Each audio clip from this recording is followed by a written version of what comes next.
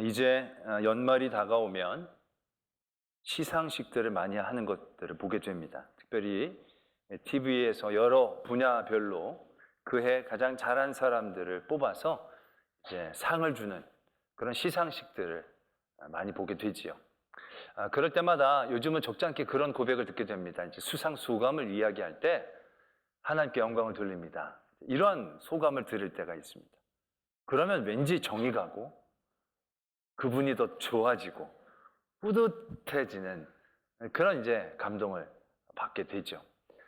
그런 공적인 자리에서 또 세속적이라고 얘기할 수 있는 그런 자리에서 하나님의 이름을 이야기하고 영광을 돌린다는 건 이후로도 그가 굉장히 그것 때문에 불편해질 수도 있을 터인데도 불구하고 그런 곳에서 하나님의 이름을 이야기한다는 건 참으로 귀한 일이다라는 생각들을 해보게 됩니다.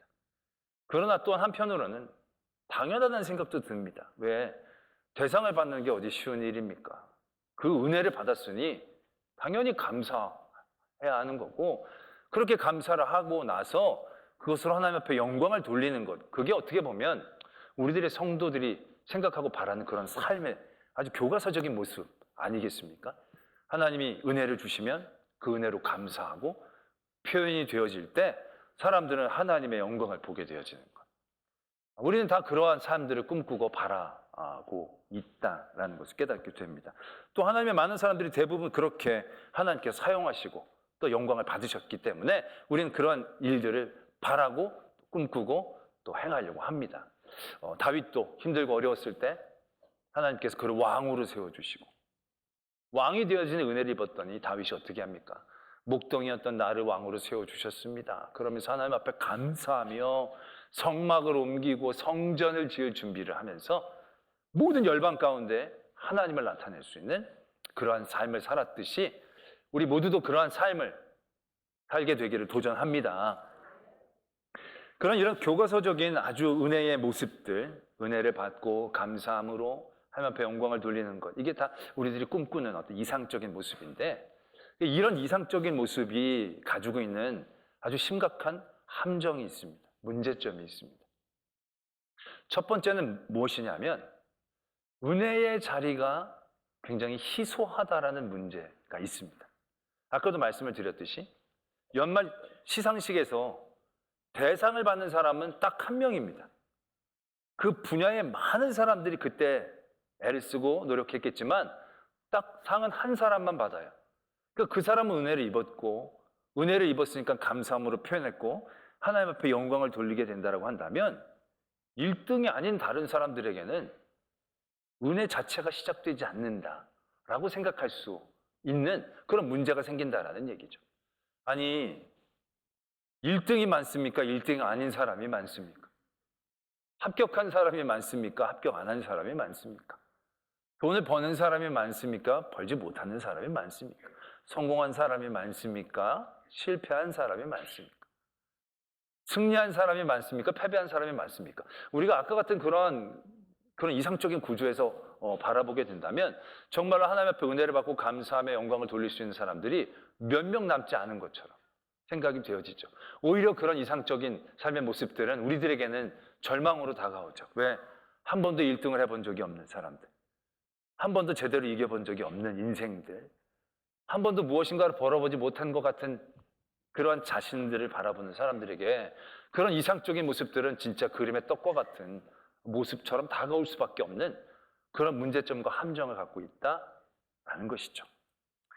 두 번째 함정, 문제점은 뭐냐면 은혜가 더하여지면 감사가 더하여지고 그러면 하나님 앞에 영광도 더 높이 돌릴 수 있을 것 같이 우리가 생각하게 되어집니다. 다윗이 그런 큰 은혜를 받아서 크게 감사했을 때 크게 영광을 돌리는 것. 우리 이제 그걸 생각하게 되지요. 그러나 대부분의 경우는요. 은혜의 은혜가 되어지면 감사의 감사로 넘어가는 게 아니라 교만으로 넘어가게 되어지는 함정에 빠진다라는 것입니다. 은혜가 계속되어지면 더 큰 감사로 나가야 되는데 그게 교만으로 빠지는 위험성이 너무나도 많다라는 얘기죠. 사울 왕이 아무것도 아닌 베냐민 지파, 이스라엘 12지파 중에서 제일 작은 지파라고 얘기할 수 있는 그 베냐민 지파의 별로 유명하지 않은 가정의 아들이었어요. 근데 하나님이 왕으로 불러주셨어. 세워주셨어요. 엄청난 은혜를 경험했잖아요. 거기에다가 그 다음에 왕권을 강화시켜 주시기 위해서 그 이전에 여러 전쟁들에 하나님은 승리를 주세요. 사울이 부족한 부분도 있었지만 하나님은 승리를 주셨어요. 그러면 은혜 위에 은혜가 더하여진 것이니까 사울이 더 하나님께 감사하고 하나님 앞에 영광을 돌리는 삶을 살아야 마땅하지 않겠습니까? 그런데 그러질 못했다는 겁니다. 하나님이 그에게 은혜에 은혜를 덮어주자, 더하여주자 그는 감사보다 교만해지기 시작했어요. 나라가 마치 자기의 나라인 것처럼 착각하기 시작했습니다. 그래서 나중에 결국 어떻게 됩니까? 하나님께 감사하며 하나님께 영광을 돌리기는커녕 하나님에게 등을 지게 됩니다. 그렇게 은혜에 은혜를 더하여 받았음에도 불구하고 히스기야라는 왕, 몇 주 전에도 말씀을 드렸는데 히스기야가 하나님의 은혜를 참 많이 받았습니다. 아수리라는 큰 절대로 이길 수 없는 나라의 전쟁 가운데에서도 승리를 주시고 또 하나님이 죽을 때까지 알려주셨어요. 그것도 말하자면 놀라운 은혜잖아요. 근데 이 히스기야가 하나님 앞에 간절히 기도합니다. 제발 좀만 더 살게 해달라고. 그래서 하나님이 은혜에 은혜를 더하여 주십니다. 그래서 15년이나 더 살게 해주십니다. 여러분 죽을 뻔했는데 여러분들이 기도해서 하나님이 은혜 베풀어 주셔서 15년 더 살게 해주신다고 한다면 여러분 그 15년을 어떻게 살아나가시겠습니까? 나 같으면 선교사 간다. 나 같으면 이미 하고 있지만 하여튼 덤으로 살고 있는 삶인데 나를 위해 산다는 것 자체가 겸연쩍어지지 않겠냐는 거예요. 하나님이 이렇게 살게 해주셨는데 그러면 정말로 눈에 불을 켜고 하나님을 위한 일들 가운데 애쓰고 힘쓸 것 같은데 히스기야라는 그렇게 훌륭한 그렇게 하나님을 잘 믿었던 왕도 감사에 감사로 더하여진 게 아니었다는 거예요. 교만함으로 바뀌었다는 거예요. 바벨론 사자들이 그를 칭송하기 위해 찾아옵니다. 병문안을 찾아오죠. 아수르와도 승리를 거둔 나라이고 다 죽을 뻔했는데 살아났다는 것이 너무나 기가 막힌 거죠. 그래서 그 축하하러 온 겁니다. 그랬을 때 히스기야가 어떻게 그 사람들을 대합니까? 자기의 궁궐을 다 보여줍니다. 무기고 창고를 다 보여줍니다. 그게 비어있으면 보여주겠습니까? 안 비어있었죠. 꽉꽉 차 있었죠. 그걸 보여주면서 나 이런 사람이야. 나 이렇게 강한 왕이야. 나 이렇게 복받은 사람이야. 나 이렇게 잘 나가는 왕이야. 그게 다 하나님이 채워주신 건데 정말로 히스기야가 제대로 했더라면 바벨론 사자들 앞에다 딱 앉혀놓고 아수르가 전쟁 우리 걸어왔는데 우린 그냥 성 하나만 쌓고 물 하나만 만들어 놨을 뿐인데 하루아침에 그 백성들이 무너지고 다 도망갔다고. 그때 선지자들, 그때 증거들 그 앞에 보여주면서 하나님이 하셨다고. 이렇게 얘기해 맞는 건 아니겠습니까? 하나님 앞에 영광을 돌려야 되는 건 아니겠습니까? 하나님이 이기게 해주셨습니다. 내가 다 죽을 뻔해서 선지자가 죽는다고 얘기했는데 내가 하나님 앞에 눈물로 기도했더니 선지자가 다시 와서 15년 더 살게 해주셨습니다. 이사야 오라 그래가지고 딱 얘기 딱딱 다 듣게 하고 그러면서 바빌론 신자들 믿습니까 해가지고 딱 믿게 해야 이게 말이 되는 건데 그게 쉽지 않았나 봅니다. 우리도 생각해보면 그렇습니다. 우리의 삶에 그런 은혜가 더하여지고 은혜가 되어지는 그런 삶의 자리에서 그것이 감사로 더 풍성해지면서 하나님 앞에 영광을 돌리는 모습보다는 오히려 그 은혜를 당연한 듯이 교만해지는, 그래서 언젠가부터는 하나님이 별로 나타나지지 않는 그러한 함정과 문제점 가운데 우리가 빠지게 될 때가 있음을 깨닫게 되어진다는 거죠. 어떻게 보면 은혜 받아 감사하고 영광 돌리는 거 딱 맞는 교과서적인 어떠한 이상적인 룰인데 이게 그렇게 이상적이지만은 않다라는 것을 우리가 알고 있어야 한다는 얘기죠. 오늘 우리가 읽은 말씀도 그 이상적인 모습을 적고 계세요. 이는 모든 것이 너희를 위함이니 많은 사람의 감사로 말미암아 은혜가 더하여 넘쳐서 하나님께 영광을 돌리게 하려 함이라. 이걸 좀 더 편하게 이렇게 좀 더 쉽게 풀어 쓴 표준 사번역 성경에는 이렇게 적혀져 있어요. 이 모든 일은 다 여러분을 위한 것입니다. 그리하여 하나님의 은혜가 더 많은 사람에게 퍼져서 감사하는 마음이 넘치게 하고 하나님께 영광을 돌리게 하려는 것입니다. 이 고린도후서 4장 15절의 말씀도 아까 같은 그러한 이상적인 모습을 적고 계십니다. 그런데 이 말씀은 아까 우리가 이해했던 것과는 결이 다름을 깨달아야 한다는 것이죠. 무엇부터가 다르냐면 은혜에 대한 이해가 달라집니다. 우리는 은혜가 희소적인 어떠한 가치를 갖고 있고 세상에서도 복이나 또한 성공이나 승리로 인식되어지는 것을 은혜라고 생각하죠. 근데 이 말씀에서의 은혜의 자리는 꼭 그러한 자리만을 의미하는 게 아니라는 겁니다. 8절에서부터 보면 이렇게 말씀이 적혀져 있어요. 우리가 사방으로 우겨쌈을 당하여도 쌓이지 아니하고 답답한 일을 당하여도 낙심하지 아니하며 박해를 받아도 버림받지 아니하고 거꾸로 트림을 당하여도 망하지 아니하고. 좋은 얘기인 것 같지만 아주 딱 좋은 얘기는 아니에요. 왜? 우겨쌈을 당했는데 거기서 벗어나고 풀려난 걸 의미하는 게 아니라 그냥 완전히 쌓이지 않았다고 얘기를 하는 거예요. 답답한 일을 당했는데 시원해지는 것을 의미하는 게 아니라 낙심하지 않은 정도만을 얘기하는 거예요. 박해를 받았는데 박해를 받은 사람들을 물리쳐 이긴 게 아니라 버림받지 않은 정도만 얘기를 하고 있어요. 거꾸로 팀을 당했는데 다시 일어서는 걸 얘기하는 게 아니라 망하지 않은 정도만 얘기하고 있다는 거죠. 어떻게 보면 딱히 이게 은혜일까 싶은 그 삶의 자리에서부터 말씀이 시작되고 있다는 얘기예요. 10절로부터 보면 더한 상황을 얘기합니다. 우리가 항상 예수의 죽음을 몸에 짊어졌다. 11절에 우리 살아있는 자가 항상 예수를 위하여 죽음에 넘겨졌다. 그러니까 죽음을 짊어졌다, 죽음에 넘겨졌다, 결코 은혜라고 얘기할 수 없는 삶의 자리인 거죠. 그런데 오늘 이 고린도 후서의 말씀의 은혜는 바로 이러한 자리에서부터 시작된다는 것을 말씀하고 있다는 얘기예요. 아까 우리가 함정이라고 생각했던 그 부분이 해결되어지는 대목이 된다는 얘기죠. 10절의 말씀에 보면 이렇게 적혀져 있습니다. 이게 왜 은혜가 될까요? 라고 생각할 수 있겠지만 말씀이 이렇게 되어집니다. 예수의 죽음을 몸에 짊어짐은 예수의 생명이 또한 우리 몸에 나타나게 하려 합니다. 우리 살아있는 자가 항상 예수를 위하여 죽음에 넘겨짐은 예수의 생명이 또한 우리 죽을 육체에 나타나게 하려 함이라. 이렇게 적고 있다는 것입니다. 죽음을 짊어졌다, 죽음에 넘겨졌다? 이건 절대 은혜가 아닌데요? 라고 우리는 생각하지만 아니라는 겁니다. 그 자리가 은혜가 아니지 않다라는 거예요. 그 자리에서도 분명한 은혜의 시작이 되어질 수 있다는 걸 말씀하고 계신다는 거예요. 박해를 받는 자리, 우겨쌈을 당하는 자리, 답답한 자리, 은혜가 아닌 것 같지만 아니라는 거예요. 그런 자리에서 하나님은 또 다른 생명이 움돋고 있다는 거예요. 하나님의 또 다른 역사가 시작될 수 있다는 것을 분명하게 말씀하고 계신다라는 것입니다. 때문에 은혜가 아닌 자리가 은혜의 시작이고 풍성한 은혜가 될 수 있음을 우리에게 가르쳐주고 계신다는 거예요. 제가 말씀을 준비하다가 어떤 시 한 편을 발견했습니다. 이 시는 배경이 있습니다. 남편이 지은 시인데 이 남편 되시는 분의 아내가 암으로 손가락 하나를 절단하는 수술을 한 것 같습니다. 그 수술 이후에 이 남편이 이 시를 적었던 겁니다.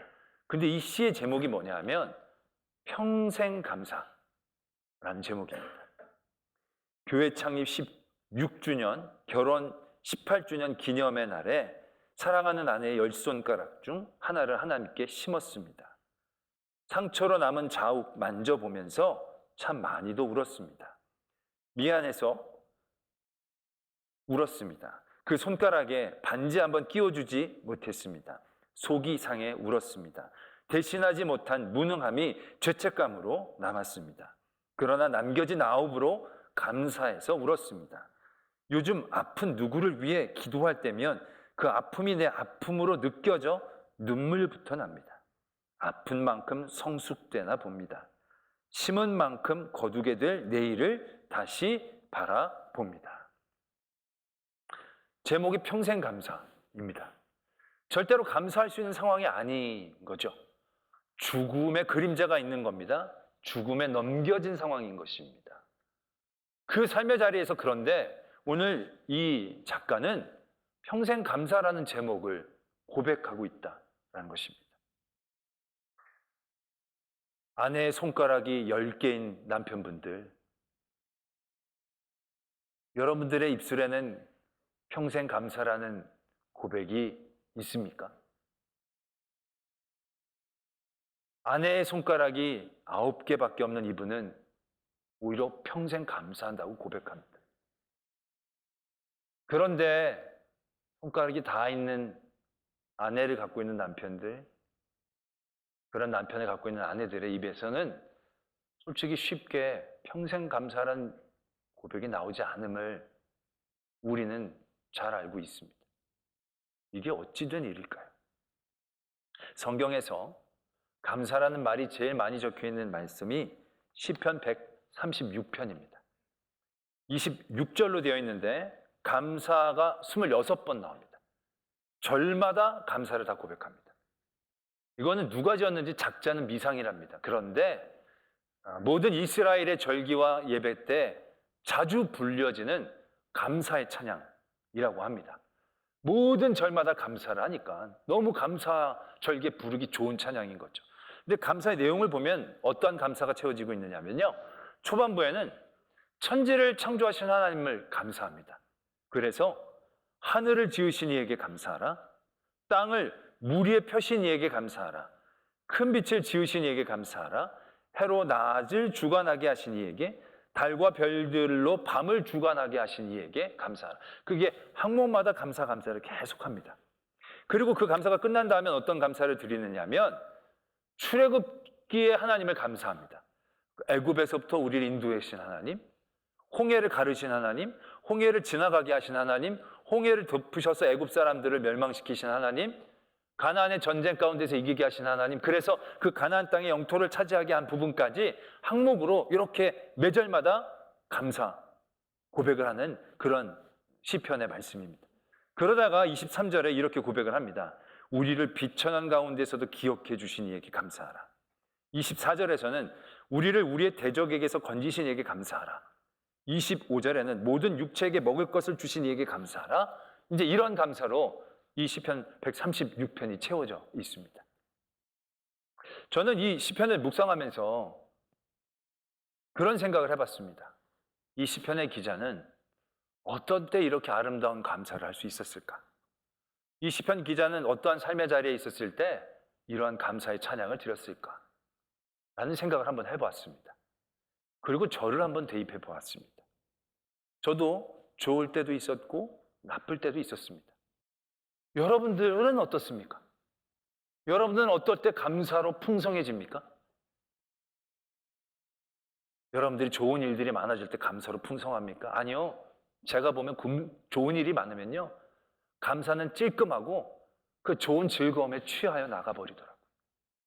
감사는 찔끔하고 사람들하고 인사하기 바쁩니다. 감사는 찔끔하고 그것들을 나타내기 더 바쁘더라고요. 돈을 벌면 돈을 번 것으로 하면 앞에 막 오랫동안 감사하는 게 아니라 딱 한번 감사하고 그 다음부터 쓰는 데 바빠요.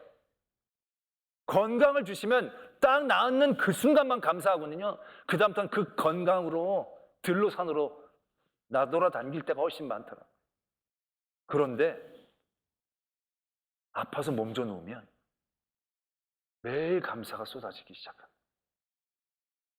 자녀가 문제가 있어서 어려움에 있게 되어지면 눈물 나지만 또 감사들이 막 쏟아지는 것을 경험하게 될 때가 있다는 것이죠. 그렇다면 여러분, 과연 은혜의 때는 어떠한 때인 것입니까? 세상에서 말하는 좋은 때만이 아니라는 얘기죠. 우리가 하나님께 더욱더 가까이 나갈 수 있을 때, 하나님을 더 간절히 붙잡을 수 있을 때, 그래서 더 많은 감사의 제목들을 찾아낼 수 있을 그때가 진정한 은혜의 때 아니겠습니까? 그래서 그 은혜가 은혜를 더할 때 그것이 건강하게 자연스럽게 감사로 넘어가게 되고 그 감사가 영광이 되어진다라는 것입니다. 그럼 우리가 이렇게 생각하는 분이 있어요. 목사님 좋습니다. 그런 게 은혜일 수도 있겠네요. 그래서 그런 자리에서도 감사로 채워 나갈 수 있겠네요. 그러나 과연 그 자리에서 하나님 앞에 영광을 돌리는 건 또 다른 얘기 아니겠습니까? 결국 세상에 하나님을 알려야 하는데 우린 세상에서 성공이나 승리의 이름으로 은혜를 받고 그것을 감사함으로 나타내야 하나님이 빛나실 텐데 우리가 하나님 믿고 매 맞고 하나님 믿고 박해당하고 하나님 믿고 우겨싸움 당하고 그런데 그 안에서 우리는 그냥 참고 은혜라고 생각하고 감사하는 우리는 오케이 우리는 은혜라고 감사할 수 있지만 사람들이 그걸 보고 우리를 얼마나 조롱하겠습니까? 그것으로 하나님이 영광 받으실 수 있겠습니까? 그게 영광이 되는 길이 있긴 있습니까? 우리는 그런 생각을 해볼 때가 있어요. 그래서 우리는 그러니까 은혜 영광 돌리기 위해 우리를 높여주셔야 되지 않겠습니까? 라고 생각하게 되는 것이죠. 물론 그렇습니다. 그런데 우리가 믿음의 자리에서 박해받고 우겨싸움 당하고 억울한 일 당하는 그 자리에도 하나님 앞에 영광을 돌리는 길이 있음을 발견해야 한다는 것이죠. 예수님이 십자가에 달리셨습니다. 그건 패배입니다. 예수님의 대적과 권력 싸움에서 밀린 거고요. 군중들은 예수님께 등을 돌렸습니다. 제자들은 다 뿔뿔이 흩어졌습니다. 모든 사람들은 예수님을 패배자라고 얘기할 겁니다. 조롱했습니다. 예수님, 십자가에 달리신 예수님께 손가락질을 했습니다. 하나님의 영광이 이렇게 가려지면 안 되는 거 아니겠습니까? 그런데 하나님의 영광이 마냥 가려지기만 했던 것이겠습니까? 아닙니다. 그 옆에 매달려 있던 강도 한 사람이 예수님을 고백합니다. 아니 지금 자기 코도 석자고 같은 처지인데 누가 누구를 믿고 자시고 할 게 있겠습니까? 자기보다 더 참혹하게 십자가에 달려 있었을 텐데 그런데 아니었다는 거예요. 그 강도는 예수 그리스도를 믿었다는 거예요. 예수 그리스도를 고백하고 있다는 거예요. 뿐만 아니라 예수님이 돌아가실 그때에 그 광경을 보고 있던 로마 백부장이 이렇게 고백합니다. 진실로 하나님의 아들이시구나. 아니 뭘 보고 그렇게 고백을 한 걸까요? 자기가 지금 매달아 놓고 그 돌아가신 예수님을 바라보면서 아니 어떤 부분에서 저 사람이 진짜 하나님의 아들이구나 라고 고백할 수 있겠습니까? 흠모하고 아름다울 것이 하나도 없는 그 장면에서 어찌 되는 건지 모르지만 분명한 사실 하나는 하나님께 영광을 돌렸다는 거예요. 패배의 자리, 실패의 자리처럼 보여지지만 그 자리에서 예수님은 영광을 돌리신 거예요. 우리도 우리의 삶의 자리를 바라보아야 합니다. 우리는 늘 잘 되는 것만이 영광이라고 생각을 해요. 못 되는 것은 영광이 가린다고 생각을 할 때가 많아요. 이게 얼마나 어리석은 것인지 깨달으셔야 한다는 것이죠. 우리 가운데 늘 병에 걸렸다가 나은 분만이 하나님의 영광을 돌리는 게 아니에요. 믿음의 사람들 중에서 돈을 많이 번 사람들만 하나님의 영광을 돌리는 게 아니에요. 믿음의 자리에서 실패하지만 실패함에도 믿음을 지켜 꿋꿋이 하나님을 바라보는 그 사람을 통해서 우리는 더 큰 도전을 받을 때가 많다는 거예요. 병에 나은 사람도 영광을 돌리지만 여전히 병 가운데 있지만 하나님 앞에 기쁨과 감사함으로 늘 그 자리를 지키는 모습이 우리에게 더 강한 감동과 영광으로 나타나게 될 수 있다는 것을 우리는 분명히 잘 알고 있지 않느냐는 거죠. 기독교의 여러 역사들 가운데 기독교가 가장 부흥하고 하나님 앞에 영광을 돌렸던 그 시대는 기독교가 힘을 갖고 떵떵거리면서 살았던 시대가 아니고요. 매맞고 피 흘렸던 시기였다는 거죠. 놀랍지 않습니까? 이 사람들이 잘 돼서 승리해야 되는데 어떻게 저렇게 매번 순교당하고 쫓겨다니는데 그때 어떻게 이렇게 하나님의 교회가 더욱더 부흥할 수 있습니까? 근데 그게 사실이거든요. 무엇을 의미하는 것이겠습니까? 하나님의 영광은 세상의 좋은 모습으로만 나타내는 게 아니라는 얘기죠. 예수님의 모습은 액면가로는 패배였지만 예수님은 순종의 모습이었기 때문에 하나님께 영광을 돌릴 수 있었다는 것입니다. 우리의 삶의 자리가 세상에서 보기엔 은혜의 자리가 아닐지라도 우리는 그 자리에서 더욱더 하나님을 바라보며 매어 달리고 감사함으로 회복되어질 때 그게 하나님의 영광으로 이어진다라는 것을 깨달아야 한다는 것입니다. 어떤 분이 저한테 이렇게 얘기를 하는 경우가 있었습니다. 목사님, 전 감사절에 상처받습니다. 감사할 게 없는데 감사를 하라고 하는 것이 너무 싫을 때가 있습니다. 그런 삶의 인생들이 있습니다. 그러나 그 인생을 다시 한번 바라보기를 소망합니다. 복이 아니라는, 상이 아니라는 내 삶의 자리가 결코 은혜가 아닌 건 아닐 것입니다.